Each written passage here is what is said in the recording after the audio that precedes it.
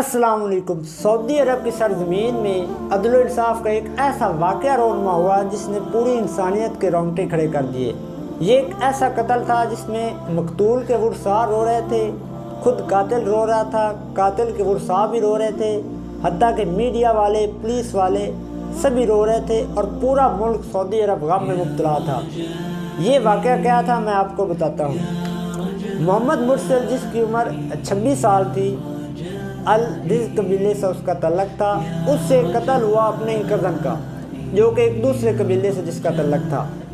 एक महफल के अंदर शादी से झड़प में मोहम्मद बिन मुरसल के ना चाहते हुए ये कत्ल हुआ। उसके बकौल ये कहा जा रहा है। इस कत्ल के बाद अब मकतूल के वरसा के पास 3 ऑप्शन थे। पहला ऑप्शन ये था, या तो वो माल ले लें और उसे माफ़ कर दें, और दूसरा ऑप्शन था कि अल्लाह के नाम पर उसे माफ़ कर दिया जाए, जबकि तीसरा ऑप्शन ये था कि कत्ल के बदले कत्ल।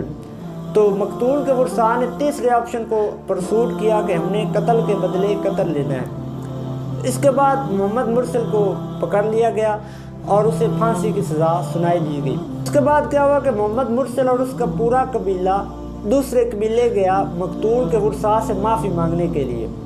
उनकी माफ़ी मांगने का अंदाज़ इतना आजिज़ाना था कि ये वीडियो पूरे सोशल मीडिया पर वायरल होगी और हर कोई चाहता था कि मोहम्मद मुरसल को माफ़ कर दिया जाए। उन्होंने क्या किया कि लाखों करोड़ों रुपए उनको पेश किए, ये ले ले, मोहम्मद मुरसल को माफ़ कर दें। सोना पेश किया, हत्ता कि चांदी पेश की कि आप इसका ये ले लें और इसको माफ़ कर दें।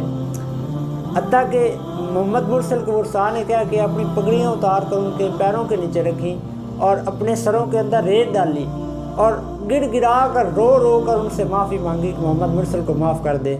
और मोहम्मद मुरसल इतना रोए, गिड़गिड़ाया ज़मीन के ऊपर। उन्हें देखकर पुलिस वाले भी रोने लगे, मीडिया वाले भी रोने लगे और पूरा मुल्क गम में मुब्तला हो गया। और उन्होंने ये कहा कि मोहम्मद मुरसल को माफ़ कर देना चाहिए।